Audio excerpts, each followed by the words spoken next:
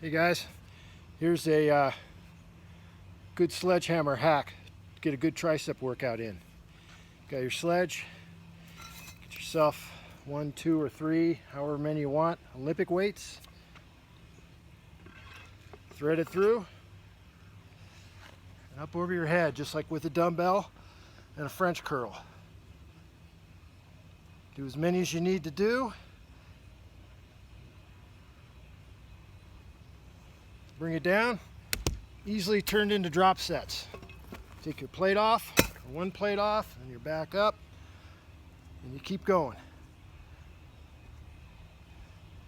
Easy way, doesn't take much, using your sledge. Have a great day, guys.